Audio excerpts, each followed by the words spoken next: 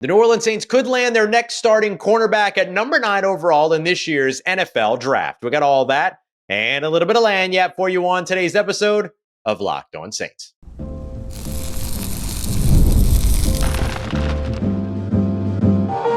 You are Locked On Saints, your daily New Orleans Saints podcast. Part of the Locked On Podcast Network, your team every day.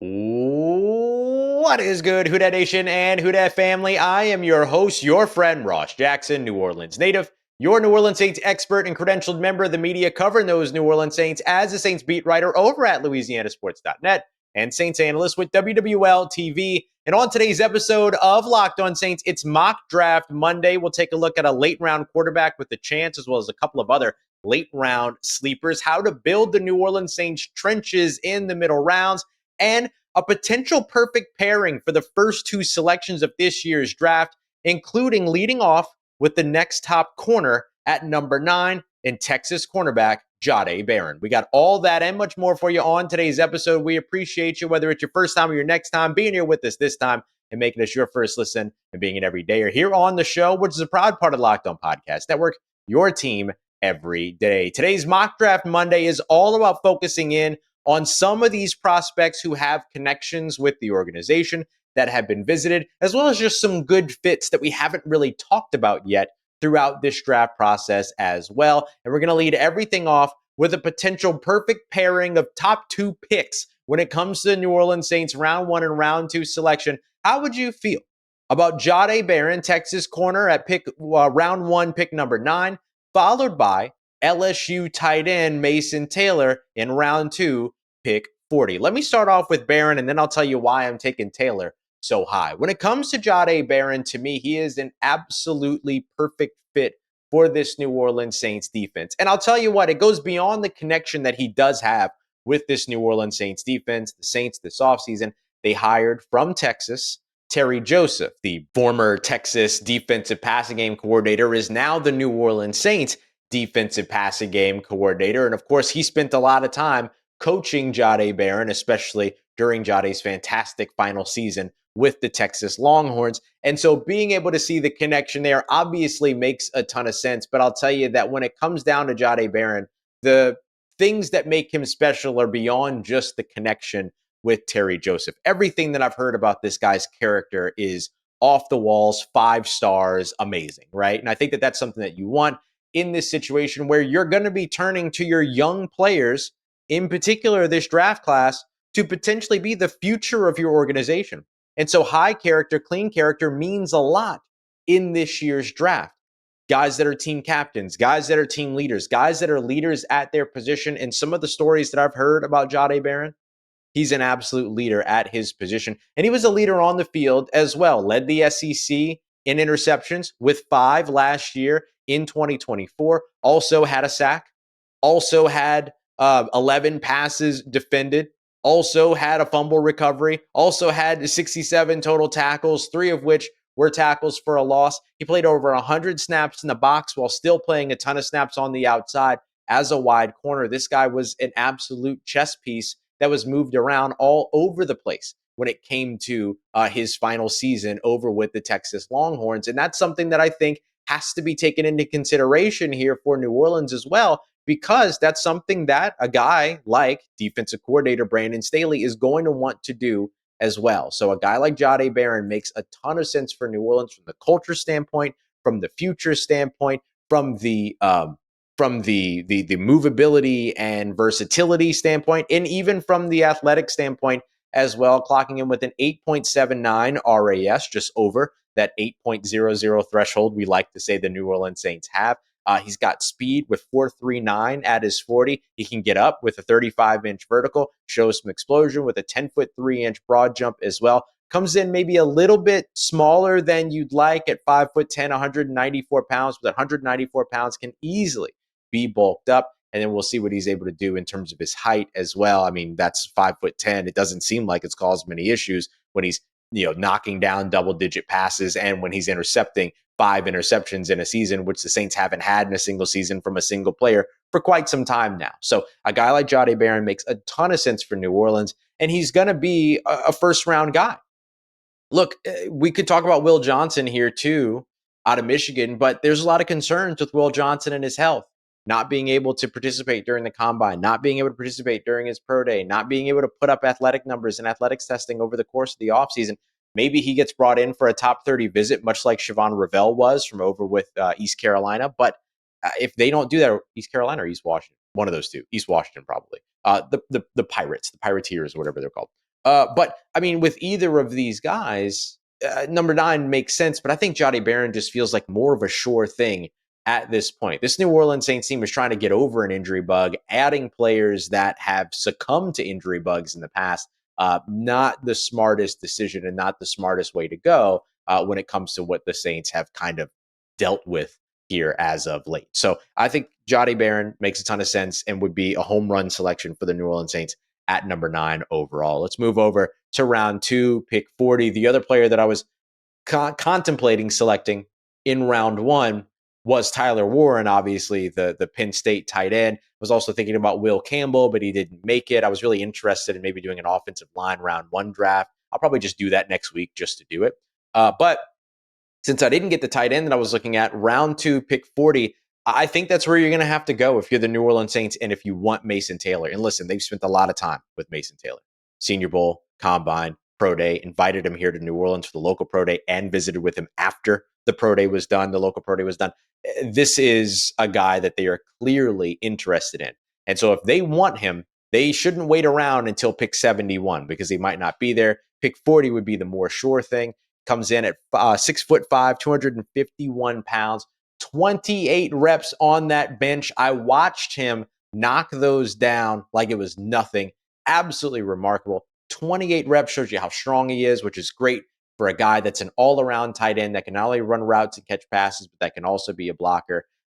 His RAS slate has him with a 4.68 40-yard dash. LSU's original official was a 4.65. I saw some hand timers that had 4.59. You know how pro days go. You know how 40 times go. 5 different people time, 5 different answers come up. But in any case, in the mid 4.5 or the late 4.5s to the late 4.6 is great for a tight end. And then he ended up also putting up a 7.06 second 3-cone. So he showed you the agility, his ability to move, accelerate, get through some of those short paths, change direction, but maintain his speed, all those other things. All that combined for a guy that caught 55 passes for 564 yards, or 546 yards. Sorry, dyslexia got me that time. With 2 touchdowns, averaged 45.5 receiving yards per game. I think he could be the perfect complement to Juwan Johnson in the passing game, while Foster Moreau, as well as Taysom Hill, deal with their injuries. We don't know when they're going to be able to come back. And if they are able to come back at the beginning of the season, great. You get to develop Mason Taylor in the background, and you get to turn to him along with Juwan Johnson in 2026. A pretty nice setup for the New Orleans Saints at the position when it comes to that. So to start off with this pairing, Jahdae Barron, immediate starter for you, opposite Kool-Aid McKinstry, allows you to move Alontae Taylor back into the slot. Then you still have Isaac Yiadom. You still have Rico Payton, 5 starter quality cornerbacks, in my opinion, and 2 guys in Yiadom as well as Payton that can be first team all-pro special teamers for you as well. Excellent, excellent, excellent stuff to have there. And the versatility of Barron helps you back up and fill in your safety roles as well. And then Taylor being able to come in and contribute and develop over the course of his rookie year, forget about it. 2 of the top selections that you can get right here, Barron and Taylor. I love this pairing for the New Orleans Saints to start off their draft. Coming up next, we're going to focus on the trenches in rounds 3 and 4, trying to rebuild that offensive and defensive line for its future. We got that coming up for you next as we continue on with today's episode of Locked On Saints, part of Locked On Podcast Network, your team every day. Today's episode of Locked On Saints is brought to you by our friends over at FanDuel, America's #1 sportsbook. And right now, over at FanDuel, they're making sure that you can get in on all the action like never before. Right now, new customers can get $200 in bonus bets by simply winning your first $5 bet. Then that's 200 extra bucks that you can put down on things like buzzer beaters and Cinderella stories, and even who's cutting down the net by the end in each of these tournaments. A disappointing end for the LSU women when it came to the Elite Eight matchup with UCLA, but much more action going on as the Final Four approaches. You know you want to get in on it. FanDuel is absolutely the best place to do it. Live betting, prop bets, same game parlays. I love the live betting myself. There's a big, big gap in a game or something like that. And I think that one team might be able to come back. Love betting on stuff like that. Go and check them out today over at fanduel.com so you can make the most of college hoops all tournament long. All right, family. The New Orleans Saints absolutely have the ammunition in the third and fourth rounds with 2 selections each, which all fall within the top 131 picks of this draft. And they have everything they need to be able to rebuild their trenches here in a way that I think could help them out quite a bit. So actually for round 3 and round 4, I made it a point to go 3 linemen. Offensive lineman, defensive lineman, doesn't matter, but 3 linemen in these 4 selections. I don't think that the Saints are necessarily going to do this, but it gave me an opportunity to explore with you some of the different possibilities here. And so I wanted to start off with a player that we haven't really talked much about. I don't know how people are going to feel about him because of the athletic profile that he checks. It feels awful familiar for the New Orleans Saints. But I do think that like when we're in the third round here and we're making selections, that banking on this type of player that also has production isn't necessarily a bad choice. So I went with Oregon edge rusher Jaydon Birch as we get into the third round here, round 3, pick 71. The reason why I went with Jaydon Birch is not because he's 6'4", 279 pounds, but because he actually has production. Had 8.5 sacks last season.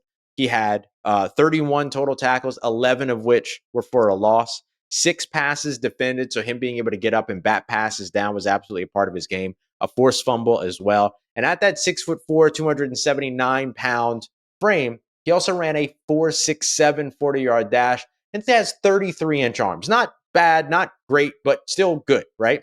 And so if you have somebody that's able to jump, if you have somebody that's able to have that wingspan and that has that speed, that athleticism, all those other things, and is able to produce, he could be an interesting option for you. Now, the thing that's really interesting is like, where does he fit in for New Orleans? Because at 6'4", 279 pounds, he's probably not going to be a full-time outside stand-up edge rusher for you, but he could be a 3-4 defensive end for you. He could also be a 4-3 defensive end for you when you go into those 4-2-5 nickel sets, which I do believe that the New Orleans Saints will continue to use. So he is an interesting prospect, even though he checks a mold reminiscent of first-round bust, but he's not a first-round pick.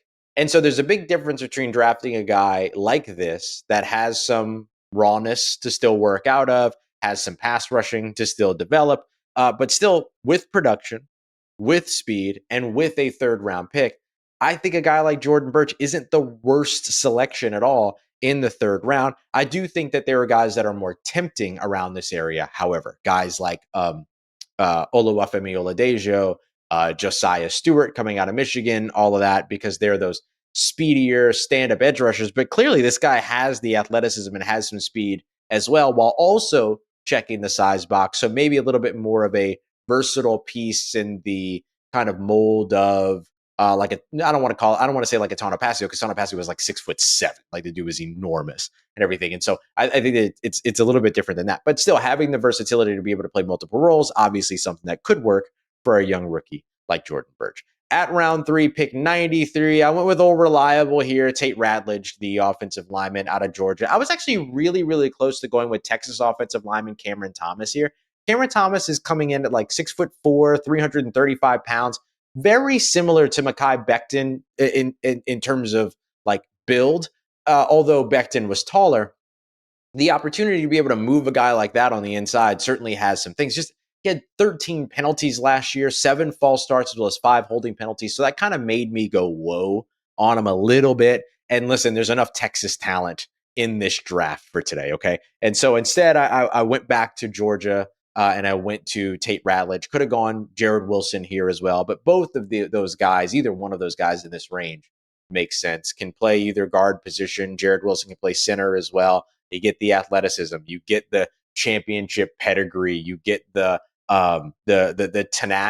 tenacity, the pro style offense that they can also fit into and replicate here in New Orleans, all that. So Tate Ratledge for me is like one of my kind of North Stars in this draft. He's one of those like can't leave a draft without him type players. I don't know if the Saints see him that way, but I certainly see him as somebody that can come in and immediately start for you at left guard, compete with Dylan Radins to do that, or be really, really, really quality depth for you. And listen, Dylan Radins turning into depth, depending upon what his contract terms are, which at the time that I'm recording this, we don't know, not the worst situation in the world because he can play both tackle spots and play both guard spots and can probably play center for you as well. It just has the versatility to be able to move around. So him as a depth piece on a 1-year deal, not the worst situation for you. You really want 8 quality offensive linemen. Tate Ratledge gets you a little bit closer. All right, let's jump to round 4 here. Starting off at pick 112, I told you there's enough Texas talent in this draft. Well, I went to Texas again, and I went with running back Jaydon Blue. Jaydon Blue ran a reported 4.25 or 4.28 in his pro day. He was clocked in the 4.3s officially at the combine. It was an unofficial 4.4 that got back down a little bit. Jaydon Blue is really fast, but that's not all that Jaydon Blue is. Jaydon Blue also is not worn out. Only 214 career carries on the year. Remember, the Saints have a threshold that they haven't often crossed, which is the wear and tear threshold when it comes to running backs. They typically don't draft running backs that average more than 100 or so carries per season during their collegiate years. Alvin Kamara was not somebody that was filled with wear and tear. Marcus Murphy, same thing. All the other running backs they've selected were not guys that were the full-on lead backs during their time since the Jeff Ireland era, which was 2015, something like that, whenever in that point. And so since that point, maybe 2017, since that point, the Saints have not really leaned in on bell cow running backs ever since Mark Ingram. And so a guy like Jaydon Blue fits that mold with Jeff Ireland still making draft decisions.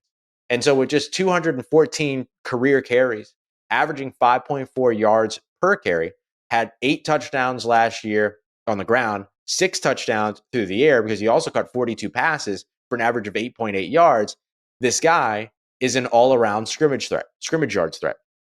He's a great route runner out of the backfield, fantastic hands as well. And so I think Jaydon Blue could be a very interesting piece to have, to where if you have Alvin Kamara kind of doing all these things, but then also have Jaydon Blue doing all these things, it gives you a real compliment in that you don't know what it is that these guys are doing when they're on the field. That was a big issue for the rehash year with Mark Ingram. It was so clear what was going to happen when Alvin Kamara wasn't off the field. And then after the injury for Mark Ingram, things got even more challenging because it just became Alvin Kamara having to be a bell cow guy. And so if you want to steer away from that, a guy like Jaydon Blue could help to complement him in both of the areas of his game as you continue to work Kendre Miller in and take advantage of the boom that he has, as opposed to, and keep him off the field from being kind of a quintessential rely guy because you don't want to risk the injuries. And then finally at round 4, pick 131, I went with Notre Dame defensive tackle Riley Mills. This is just one of those guys that solves a problem for you, right? Gives you more depth on the interior. At 6'5", 291 pounds, you just want him to beef up a little bit in terms of gaining some weight. But outside of that, the production's there. 7.5 sacks last year, which led the independent conference, but that doesn't matter. 7.5 sacks, 17 total sacks over the course of his 5-year career with Notre Dame. A part of that championship defense, has worked with Marcus Freeman, has worked with a fantastic defensive staff, as somebody that comes in with a lot of experience of what's going to be expected of him at the NFL level, which isn't going to be expected of him right away, gets an opportunity to develop in an otherwise very busy room for 2025 that's set to see some changes for 2026. Coming up next, let's see what happens when the New Orleans Saints invest in a late-round quarterback that absolutely has a chance. We got that coming up for you as we continue on with today's episode of Locked On Saints, part of Locked On Podcast Network, your team every day.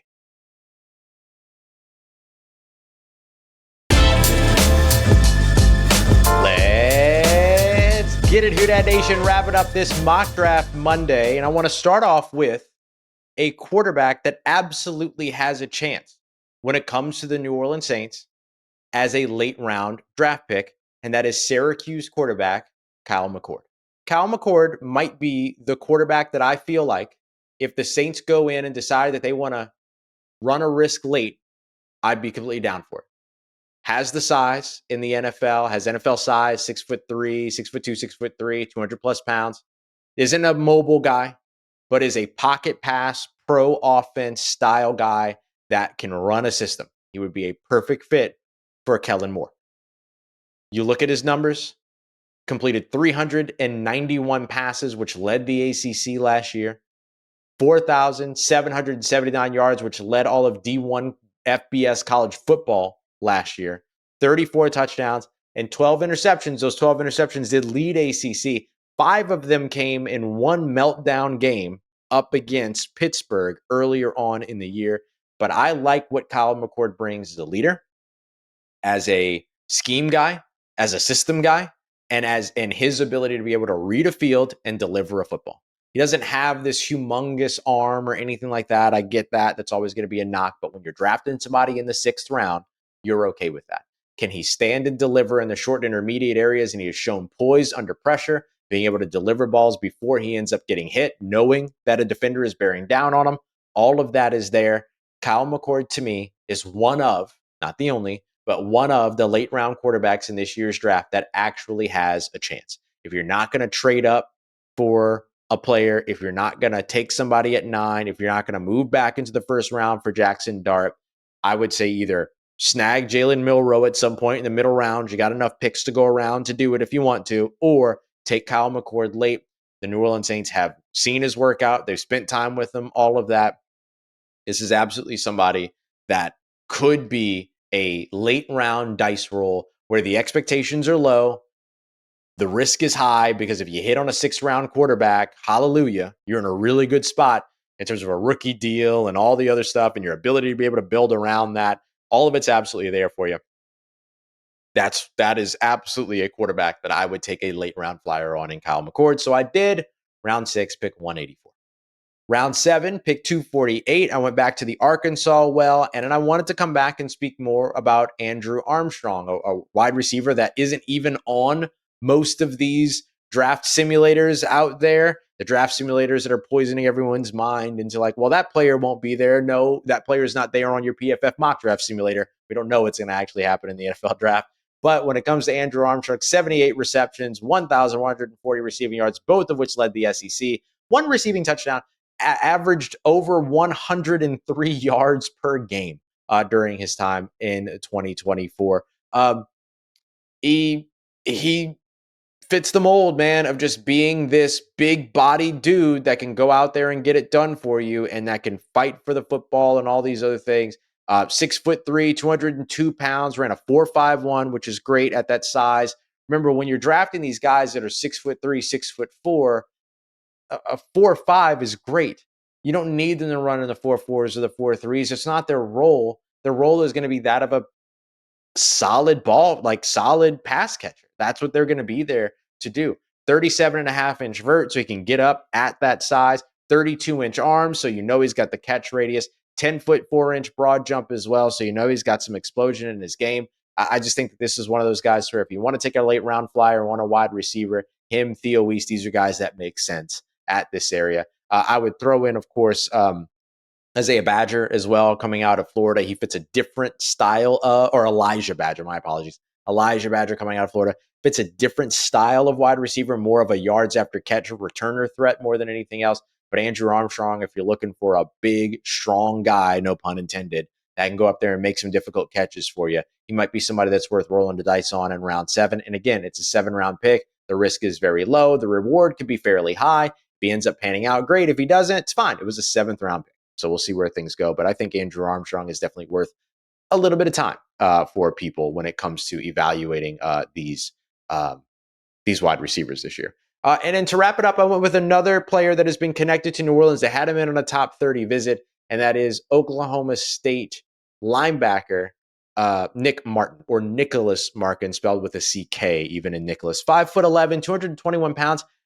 I'm not drafting him to be a linebacker. If I'm being honest, I'm drafting him to move him over to safety and then allow him to be a big-time special teams contributor because it's the 7th round, and that's what you're looking for. With 4.53 speed, 38-inch vertical, 10-foot 3-inch broad jump, this is a guy that can get off the line. This is a guy that can get downfield, and this is a guy that can get downhill and end up making some tackles for you. I like his game a lot. I'm not going to play him probably at linebacker because of that size. But with 26 bench reps, you know he's got some strength as well. And he can move pretty well. Also, having a very good short shuttle time, which shows you his ability with the short area quickness and things like that. That probably comes, the short area quickness, more into play when it comes to his usage as a linebacker at Oklahoma State. It's not really something that's going to have too much of an opportunity to be able to put on display when it comes to the return game, but something that could be helpful for certain. 47 combined tackles last year, but had 140 combined tackles the year before that. Absolutely outstanding season where he also had 6 sacks and 16 tackles for a loss. Last year, 47 tackles as well as 8 tackles for a loss. Had a knee injury 5 games in that ended up sidelining him for the year, but it seems like all that's going to be fine. If I was drafting him to come in and be my backup linebacker or my starting linebacker, I'd probably avoid that because of the injury. However, that's not what I'm drafting him for. Drafting him to move him over to some safety depth, probably put him on my practice squad, elevate him 3 times, allow him to be able to come in and contribute on special teams, kind of give him the Isaiah Stallbird track where he came in as an undrafted free agent as a linebacker, moved to safety after he used up his eligibility as a special teamer. I would do the exact same thing with Nick Martin, and it would be a perfect fit for him in his development. I'd feel really good about that. Also defended 2 passes last year, had a forced fumble, and recovered a fumble as well. So excellent draft, I feel like. I guess you'll let me know that for New Orleans, because we're able to hit corner, tight end, edge rusher, offensive line, defensive line, running back. We added a quarterback, got a wide receiver, linebacker. A little bit late for both of those, but okay. So just as a quick review, round 1, pick 9, cornerback Jahdae Barron out of Texas. Round 2, pick 40, Mason Taylor out of LSU. Round 3, pick 71, we went with Jordan Burch, the edge rusher out of Oregon. The second, third round selection, Tate Ratledge coming out of Georgia, the offensive lineman. Our 2 fourth-round picks, Jaydon Blue, the explosive, dynamic track athlete, heck of a route runner and pass catcher, running back, and Jaydon Blue out of Texas. And then we went with Riley Mills out of the defensive tackle from Notre Dame. 6th round, late round quarterback, Kyle McCord out of Syracuse, and then wrapped it up with Andrew Armstrong, the wide receiver out of Arkansas, and Nick Martin, Oklahoma State University's linebacker, that we're probably going to move to safety and then have him end up contributing over on special teams. So to me, pretty solid draft, checked a lot of boxes. We did the things that I said you had to do in this draft. You had to walk away with a running back. You had to walk away with a wide receiver. You had to address the offensive and defensive line. And we got some connections with the organization in here, as well as some solid prospects that fit some big needs. So there you go. That's our mock draft for today. You can read more about it over at louisianasports.net. And coming up in tomorrow's episode, it's a bit of a primer because I'll be in West Palm Beach later on today getting ready for the annual meeting and our conversation with Kellen Moore tomorrow morning. The tomorrow morning show will be a primer for that. What are some of the things we want to know? And I'm going to tell you all about 2 brand new shows, one of which is already launched that I'm a part of, and one that is on the way just for you. We appreciate you very much for making us a part of your day, a part of your routine, for saying yes to me and the show. As always, if you see me, please say hi. If you need anything else around your New Orleans Saints in between these episodes, make sure you follow me on your favorite social media at Ross Jackson, NOLA. Hit me up. Let me know what the family's doing. Let me know how you're living. Let me know how you're momming them. And trust you, that nation. I'll holla at you.